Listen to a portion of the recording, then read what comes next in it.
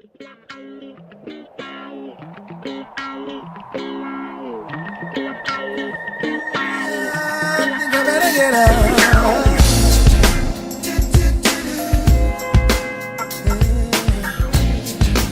right, ladies and gentlemen, this is your host, Ryan LeCompte. Welcome to the Veterans for Entheogenic Therapy podcast. I'm here with my next guest, Matt Simpson, and I'm proud to say that Vet has taken on Matt as the program manager for our nonprofit. So he's taken on a big role here, and he's going to help gear us up for our next big fundraiser to get that list of 500 vets down.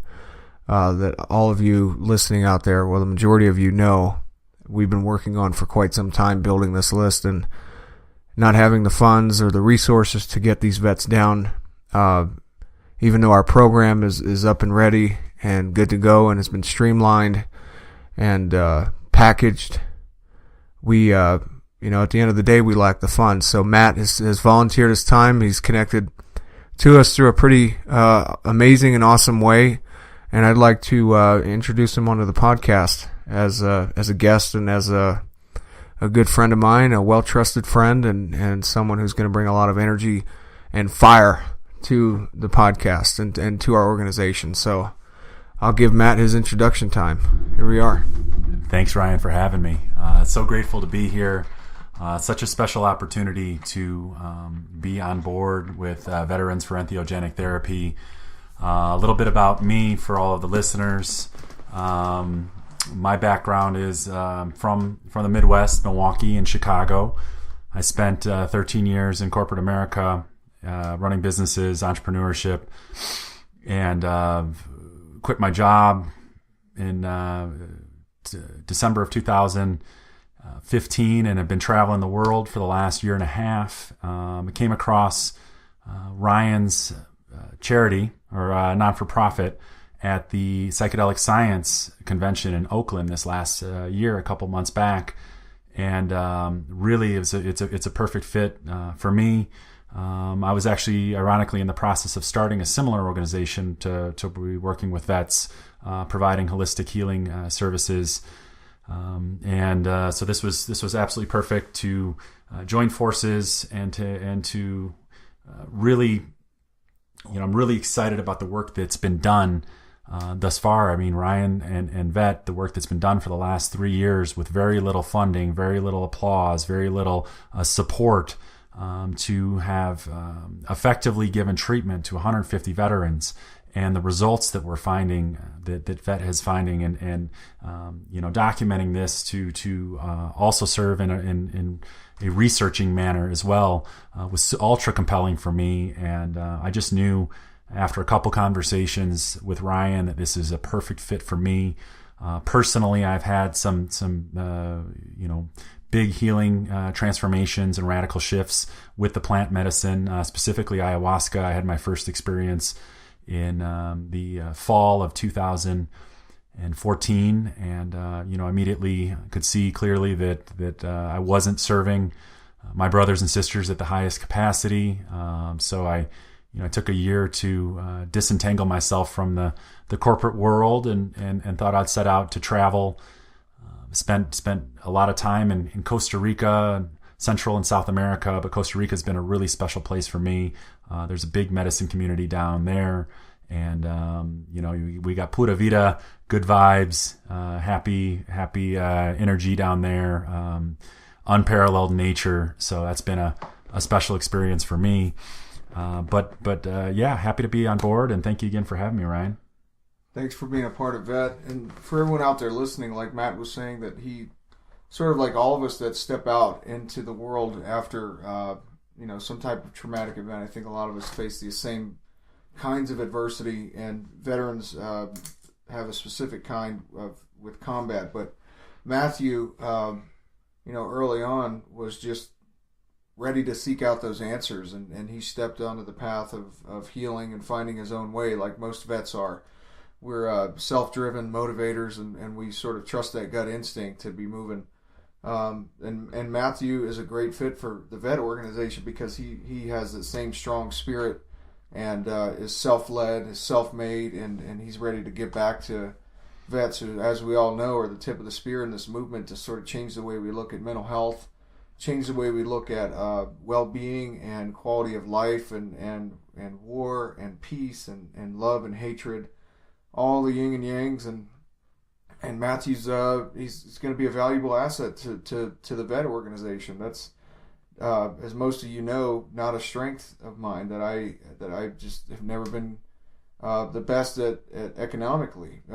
My heart's always been there, and I've done this, like Matt was saying, for 3 years with virtually no support and no applause. And yeah, I've done some podcasts and some interviews, but really what this organization lacked was somebody who had been in the civilian world and has been a self-made person who's driven and who gets the ins and outs and the folk ways and the norms of civilian life. And for veterans, it's a great example for me to witness, and for all of you out there that are listening, to sort of hear the lingo and the way Matthew carries himself as a civilian is something that I can learn from to help my own transition in trying to get this fundraiser going, so we can get this list of 500 vets down. It's just something that's close to everyone out there that's listening. All of you know the struggle that we go through as veterans, and it's killing us at 22 every day, if not upwards of 50.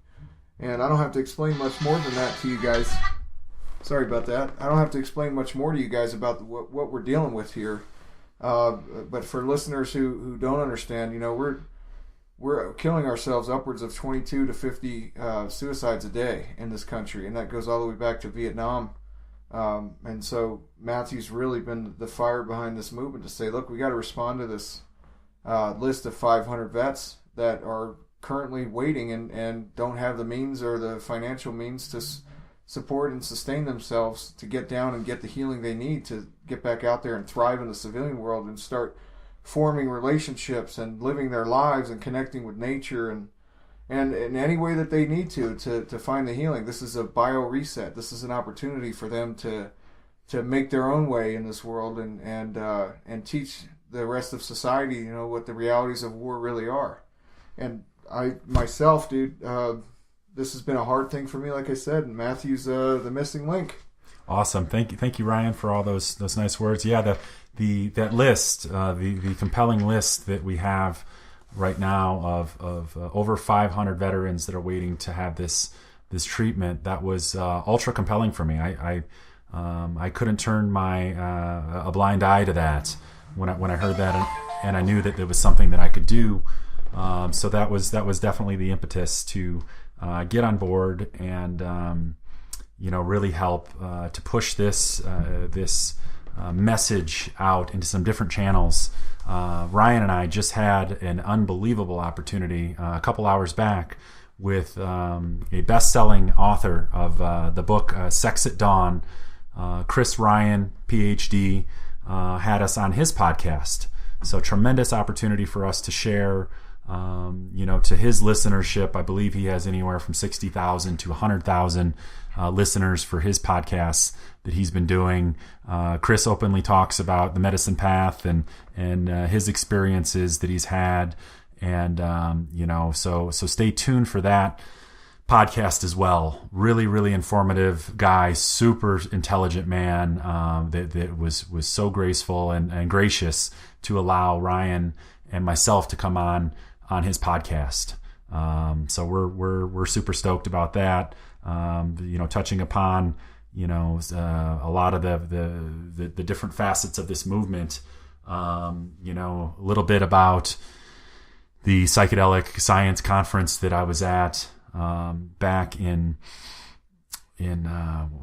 April of this year. Was a really profound and powerful experience to go. There was 3,000 people from academia, from researchers, psychiatrists, everybody coming together in the spirit of harmony to share in an open source fashion all of the science that is out there in regards to MDMA, ayahuasca, boga, medical marijuana, LSD, all of these compounds that are absolutely crushing PTSD, depression, anxiety, from an efficacy standpoint when they are used in a safe environment under safe supervision. So we're in an ultra compelling time that there's so many people that are hurting, with depression, with PTSD, holding on to childhood trauma. I think that there's 40 million Americans that suffer from that are adult survivors of child abuse. That's something that's near and dear to my heart, as I had childhood trauma in my life growing up as a youngster, and that was a big part of my healing journey. Was looking and picking up all those rocks, even the unpleasant ones, even the really ugly ones that I said that I would never touch, to pick them up and examine them thoroughly, and make sure that everything was in alignment or in agreement with me as a grown man now. And so I think that these compounds, at least ayahuasca in my experience, has been an extremely healing experience to allow me to have an eagle's view of my life and my habits and my patterns, and ultimately to see where I can best serve my brothers and sisters here on my time here on Earth. And it really hit me a couple months ago when I came across Vet, and I just knew in my heart that this is a perfect opportunity for me. It's amazing work. I think Matthew's journey really mirrored mine, in that I was sort of responding to the same kind of need for connection early on in this path, and we all had that one experience that just opened the floodgates, and I was just trying to merely keep up with the information that had been passed down through these medicines. And one of them was, hey man, don't leave the PTSD behind. And that's sort of Vet's motto, is no PTSD left behind. We don't abandon our brothers and sisters, whether we're civilians or we're veterans. The veterans are going to play a major role in the evolution of the West and of the world. And Matthew's definitely been along the same lines since I stepped off, and it's great to have him on board. Thank you. Matt, is there anything you wanted to cover in our... just wanted to, the list of 500 people that we have. We've treated 150 over the last 3 years, and we've had extraordinary results with, again, these are all treatment-resistant veterans that have gone through all of the VA's program, and they've been unable to find any solace or any kind of any health or momentum or light to help them progress on their paths. And wanted to quantify and put into numbers terms. We're looking for our fundraiser to clear our list.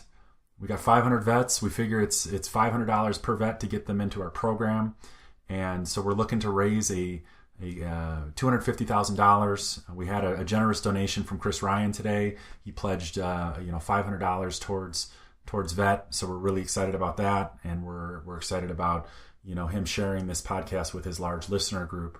But wanted to talk a little bit about and I know we talked about it a little bit on Chris's podcast, but the integration program that has been so successful.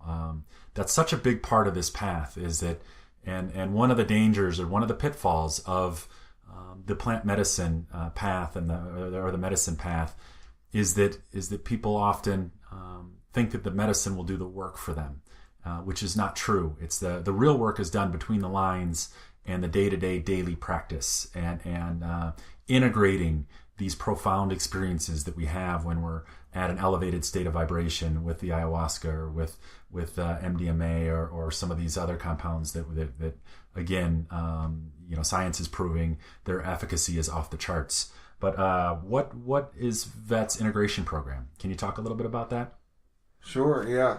So this has sort of been a learning experience for me through my clinical work over the past upwards of 8 years of schooling now so far, and sort of perfecting and picking what would work best for vets.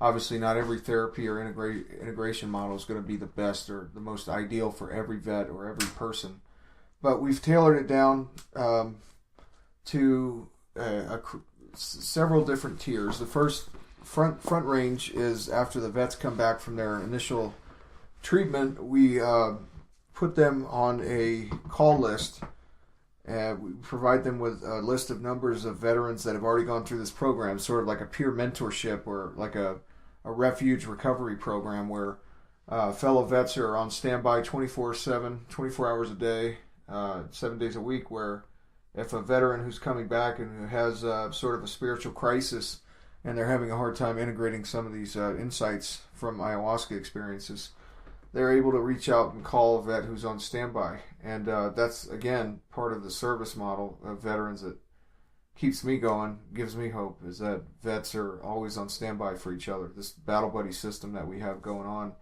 not just within the vet organization, but all over the continental United States with nonprofits.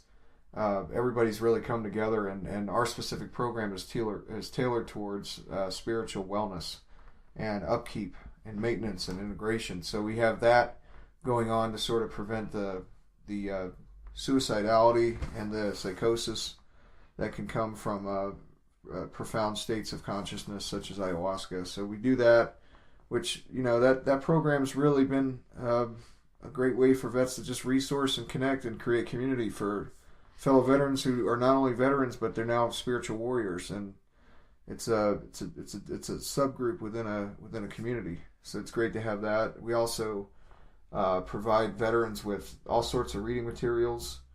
Carl Jung has a bunch of books, Memories, Dreams, Reflections, that integrate the sort of ego, personal shadow, archetypes, all these different imageries that Jung really experienced almost 200 plus years ago.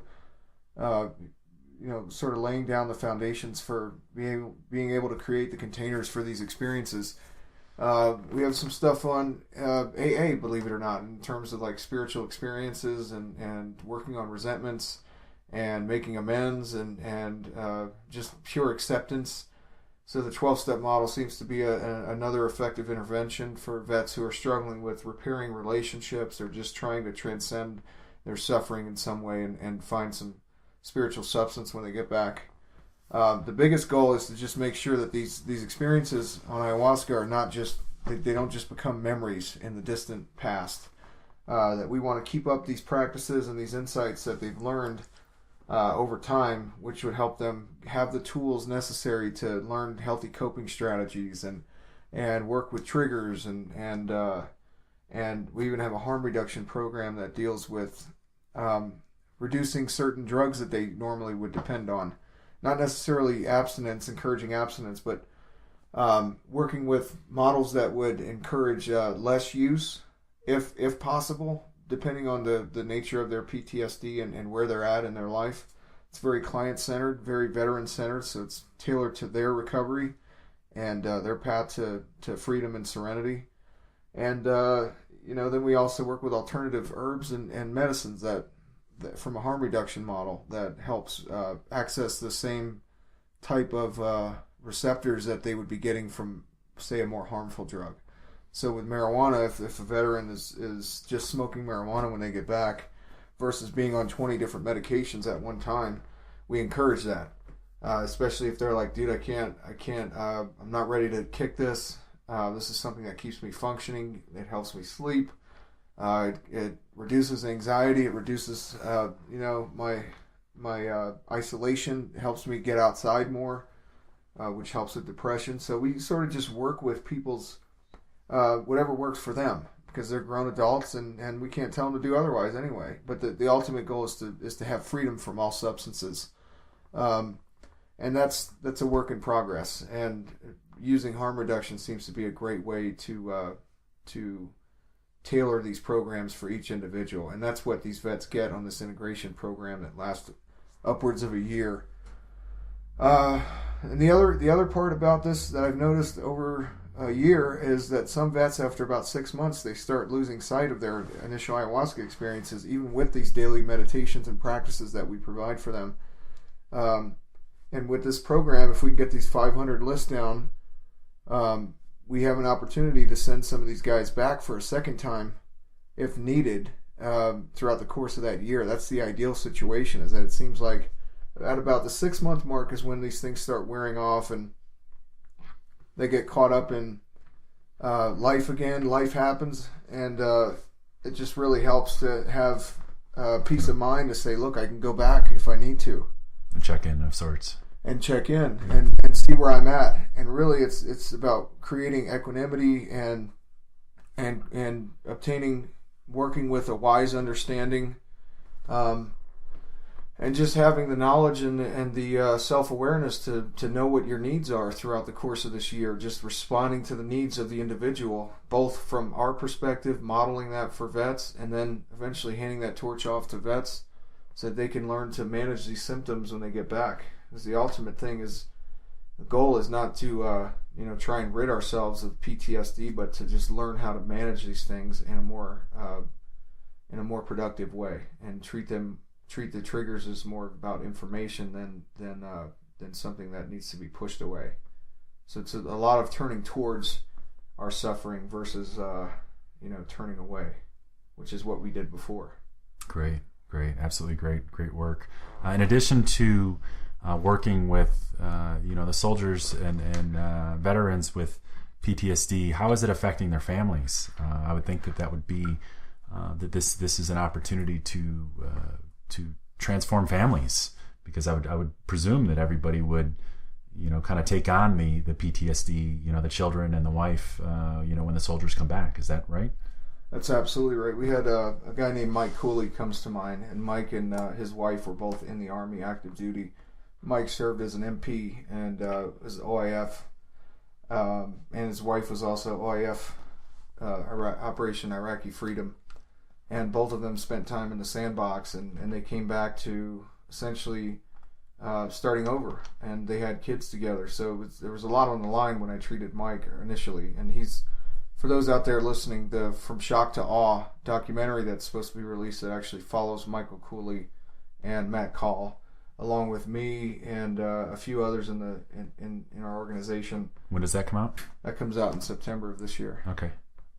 And so that documentary, you'll get to see Mike sort of integrating with his wife and his kids, and the crew team is great. Janine and Luke really go in, and they both have really good backgrounds working with vets in the past. They just never had a solution, and they told Vet that, after we saw the CNN documentary, we're like, yeah, here's a solution. We've been identifying the problem, but here's a solution. And they followed Mike into his home with his wife, who is also in the Army, and so Mike and his wife had this both primary and secondary PTSD. Both of them were sharing each other's PTSD and holding their own at the same time. And the kids, as a result, were being affected by it. And eventually Mike was like, you know what? I'm sick and tired of being sick and tired. I want to go do this treatment.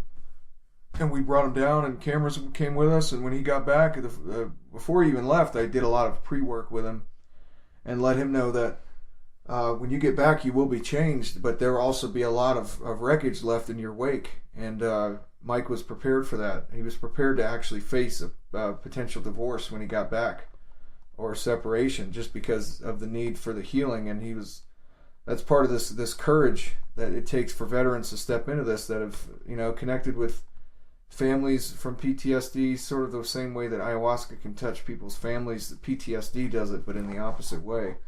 So he was ready to correct all of that, and his wife, thank God, was willing to work on her stuff, and she eventually sought treatment, and the family's doing great. They live in Colorado Springs, and you guys will be able to see that firsthand on this documentary. That wow. Ayahuasca reaches not only the veteran, but it does span out, because that veteran is in connection with at least 10 people, and those 10 people are in connection with it just keeps webbing out and out and out, and eventually, after the vets lead the way with this, the rest of the nation will be soon to follow, because we're all connected in that way.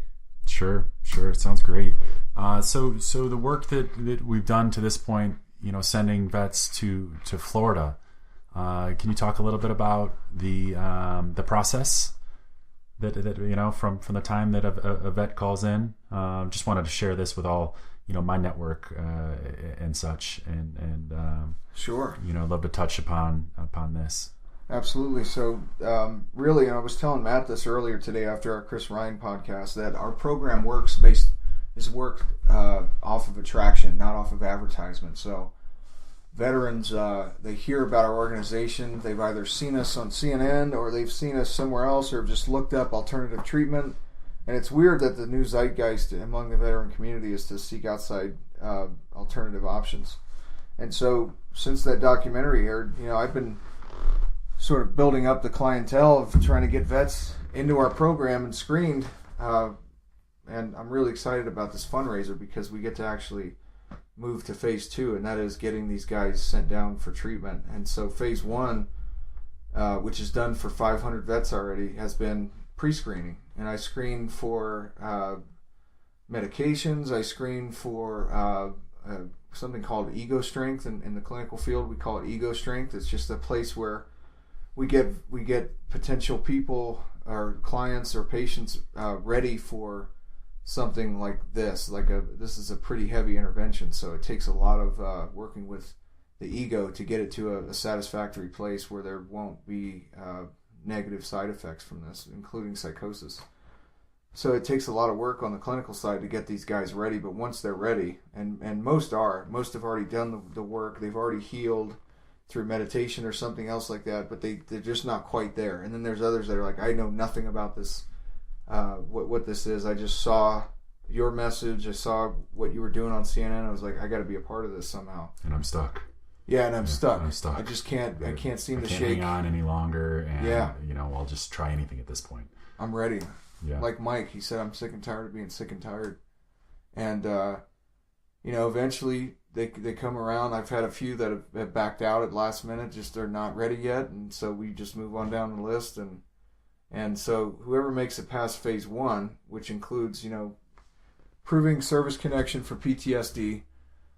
Usually that means submitting a e-benefit snapshot from the VA's website to show that you have a service connection. So we do a lot of verification on the front end, and then we go over medications that you're on, the whole harm reduction model of trying to get vets from a safety standpoint off of the medications that could be harmful when interacting with ayahuasca, specifically the SSRIs.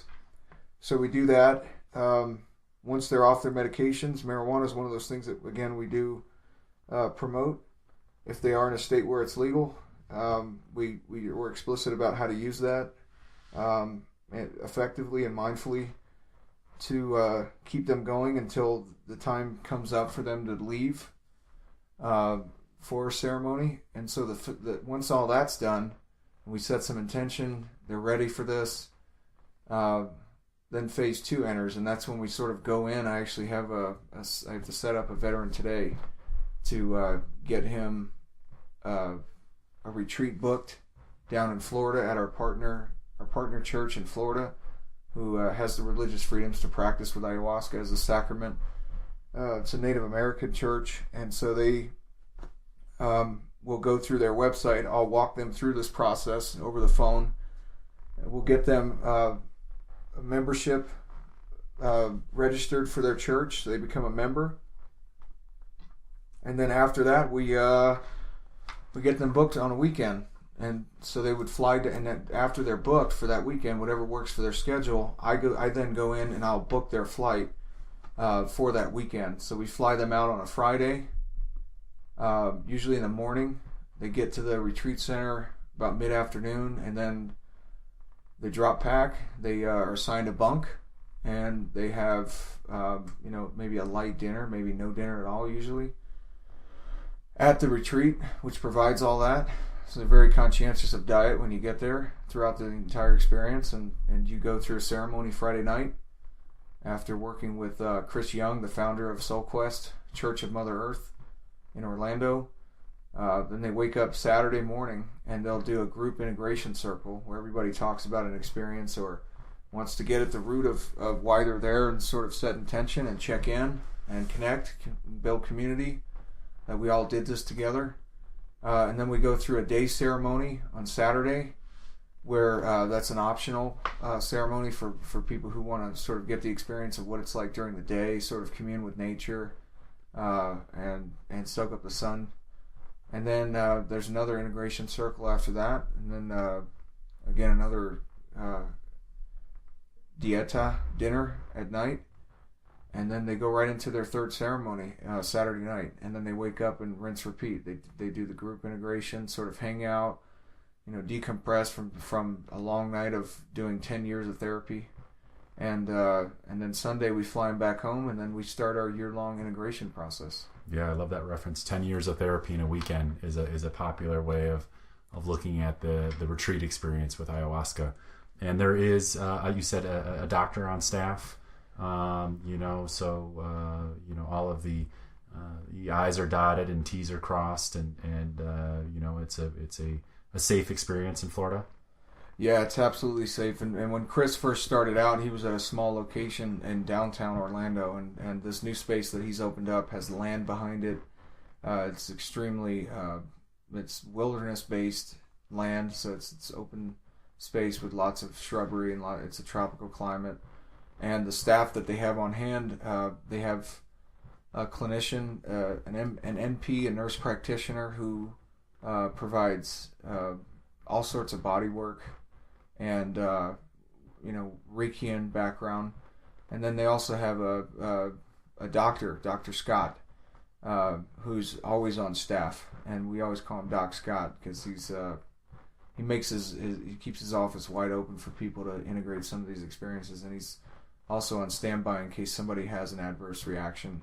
And Soul Quest, really from a safety standpoint, unlike any other retreat center I've seen in the country or even around the world, minus a few Shipibo traditions in Peru, the Temple of the Way of Light does this really well as well, is they will, based on the individual's history, they will look at how well assimilated and how much ego strength they have, and they will offer or recommend a microdose the first night to sort of get acclimated with the medicine, which is great because at that point, if there's no reaction within the first few hours, then Chris will offer them a full dose the same night so they don't miss out on their first night. But they titrate. It's this idea of titrating and keeping a safety in check and making sure that you're not flooding the body with a full dose the same way medical doctors will titrate IV medication.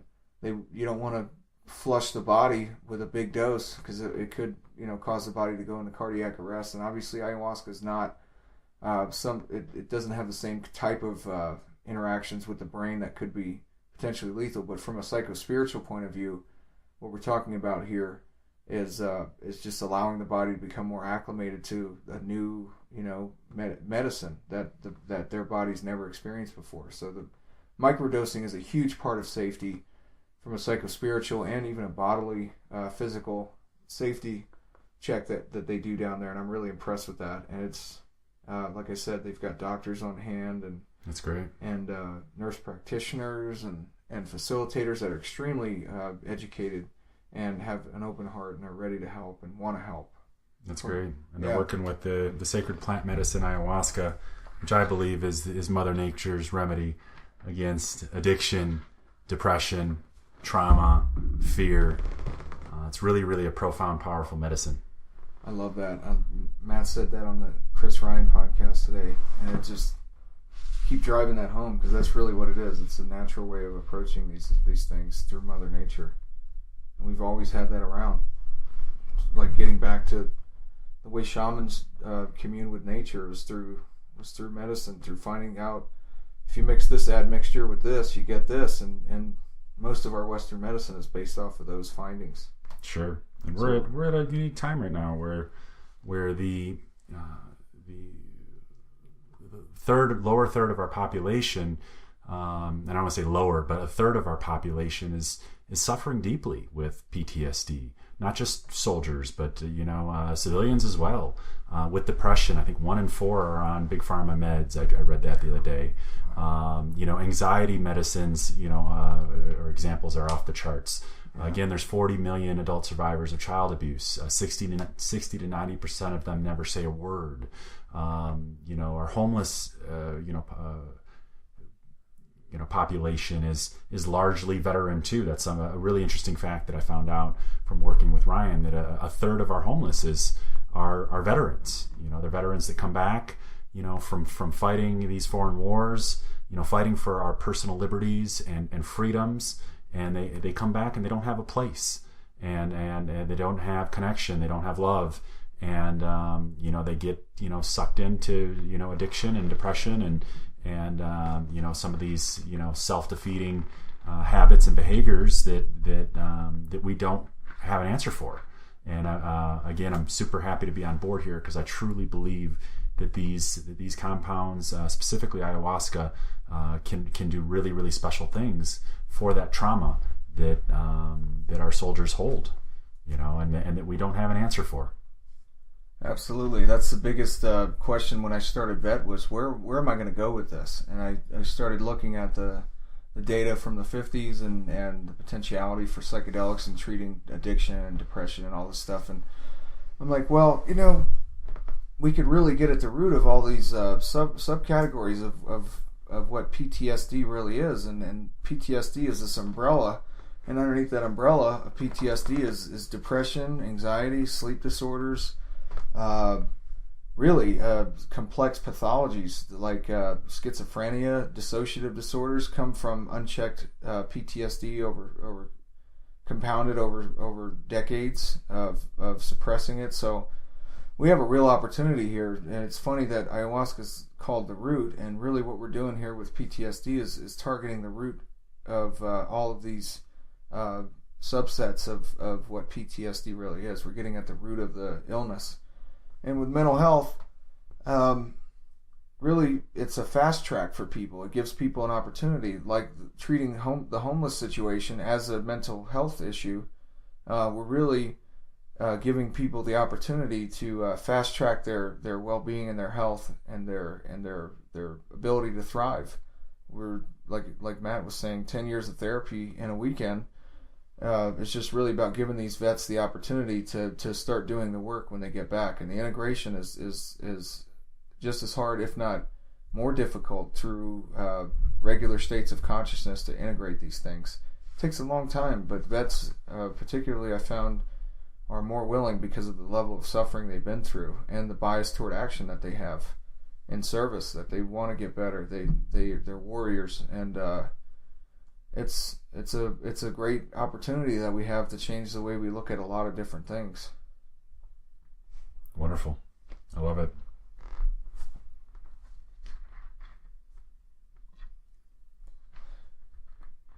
Cool. Yeah, so I guess our another thing I was thinking about, your experience at Naropa. What exactly? I know that's been a transpersonal psychology degree, or is that correct? Or yeah, so I have an MA, master's degree in transpersonal counseling psychology with an emphasis on mindfulness, and it comes out of the Theravada dynasty and lineage of Tibet, from a guy named Chogyam Trungpa Rinpoche, who came here a while back after being exiled from China. Made his pilgrimage over the mountains into India, and then through Oxford, he made his way from England over here to the United States and landed in Boulder. And sort of after my DMT experience and going down to Peru, I started looking for spiritual context to sort of place my experiences in. And what I found was the Tibetan Book of the Dead, written by the yogic and Tibetan practitioners thousands of years ago, about the wheels of life and how suffering works, and really it was a great way to integrate. I mean, transpersonal literally means, started by Stan Groff, who also supports what we do. He labeled transpersonal as being beyond self and includes and transcends.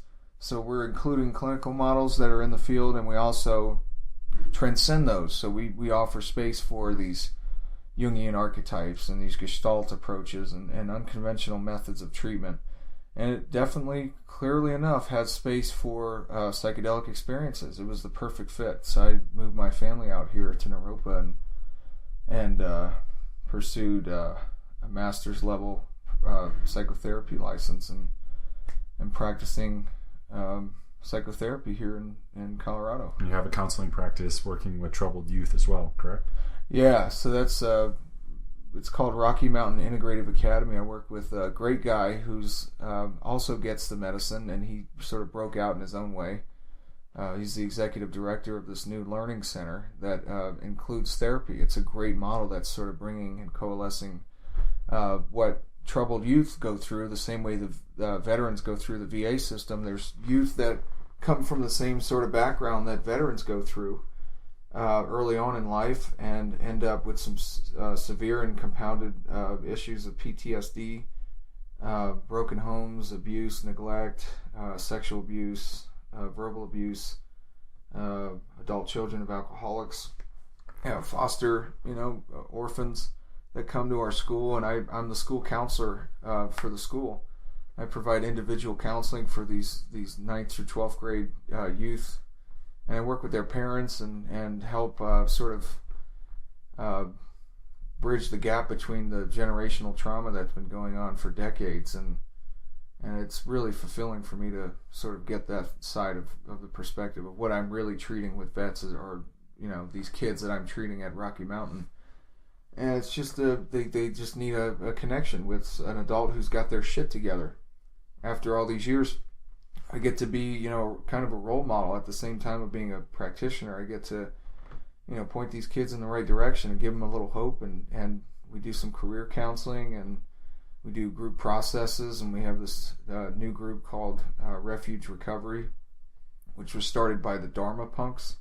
So we bring in a lot of Buddhistic psychotherapy into the recovery model. And a lot of these kids, again, like trauma, are self-medicating through drugs. So we have all kinds of stuff that we do with these kids. And we are an academy, so they get to come into a safe space and do their homework and then do some therapy. Great. All under one roof. Great. Yeah. Love the work that you're doing, man. Super exciting time. Super grateful to be a part of Veterans for Entheogenic Therapy. I know that we have really, really special things on the horizon. We're looking to get this message out into multiple channels and to share with, and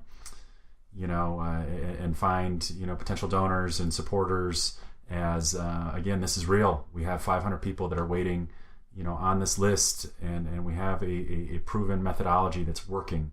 And, and I would imagine with the exposure that we're going to be getting shortly, that list could easily grow from 500 to 1,000 to 1,500 to 2,000, and yeah, this is real. So, again, we appreciate any donations.